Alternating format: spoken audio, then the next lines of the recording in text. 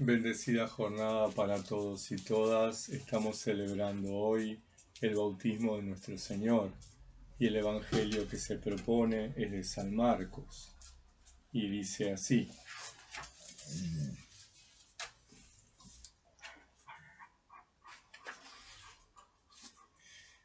Por entonces vino Jesús de Nazaret de Galilea y se hizo bautizar por Juan en el Jordán.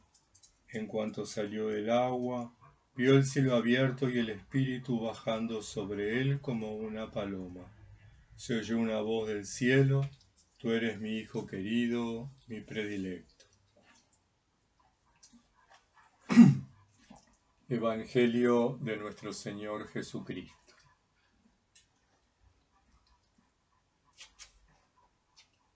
El relato de Juan en el Jordán nos sitúa en un contexto eminentemente político, tanto para el Israel de ese momento como para el Israel al cual nos remite ese hecho político. 1250 años atrás de ese momento, Josué presidía al pueblo hebreo y atravesaban el río Jordán justamente por ese lugar. Los sacerdotes con el arca en alto se introducen en el río y nos cuenta las Sagradas Escrituras que las aguas se abren y el pueblo atraviesa el río por tierra seca y toma posesión de la tierra de la promesa, un hecho eminentemente liberador. Se cumplen las promesas de Dios. La promesa hecha a Abraham y a los patriarcas se cumple en ese momento. 1250 años después, esa tierra de la promesa había sido invadida por el Imperio Romano, había sido saqueada, el pueblo estaba sometido a impuestos bastante altos para el César, para el gobierno y para el templo. Cualquier intento de sublevación era aplastado y la paz era sostenida por medio del terror. En ese contexto, Juan el Bautista está anunciando un bautismo de conversión, un bautismo que está preparando al nuevo pueblo para la nueva historia, para la nueva tierra. Un acto subversivo. Por otro lado, hacía 450 años que el último profeta había aparecido en Israel, el profeta Malaquías. Durante 450 años, entre Malaquías y Juan el Bautista, hubo un silencio, como que el cielo se cerró. El Espíritu no suscitó nuevos profetas. No hubo palabras de Dios para el pueblo. 450 años después, Marcos nos dice que el cielo se abrió y el Espíritu Santo descendió. En Jesús se cumplen todas las profecías. Jesús es la nueva palabra de Dios, el Verbo hecho carne, Dios con nosotros y entre nosotros, el rostro humano de Dios.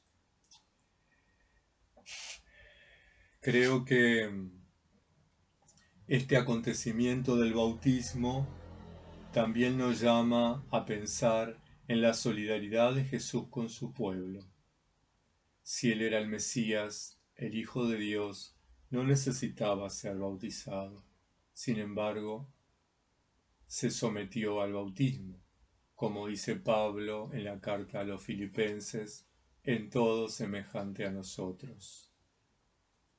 En los Hebreos dice lo mismo, se hizo en todo semejante a nosotros. Uno más, dice Pablo. Como uno más del pueblo se sometió al bautismo y en el hecho del bautismo Dios se manifiesta. Dios abre los cielos, se rasgan los cielos y el Espíritu Santo desciende sobre este Jesús que más adelante dirá: vine a traer la libertad a los oprimidos, la sanación a los enfermos, anunciar el reino de Dios. Creo que nosotros y nosotras, los integrantes de la Iglesia, tenemos la obligación en estos contextos difíciles en que estamos atravesando, en medio de una pandemia que recién inicia por el coronavirus, en medio de una pandemia que lleva ya varias décadas sobre el tema VIH-Sida, en medio de una pandemia que lleva varios siglos, que es la violencia doméstica. Las cristianas y los cristianos tenemos que señalar, como hizo Juan el Bautista, a Jesús. Este es el Cordero de Dios, este es el Mesías, este es el Señor. No podemos quedarnos con el hecho del bautismo, no podemos quedarnos con la celebración dominical. Nuestra vida está llamada a transformar la sociedad y el mundo, a continuar la misión de Jesús, a anunciar que el reino de Dios está cerca y que depende de cada uno de nosotros su construcción, su concreción. Hermanas, hermanos, con esta invitación a ser testigos del Señor, me despido de ustedes hasta la próxima semana, pidiéndole a Santa María, Virgen y Madre de Dios, que nos acompañe durante la semana. Muchas bendiciones.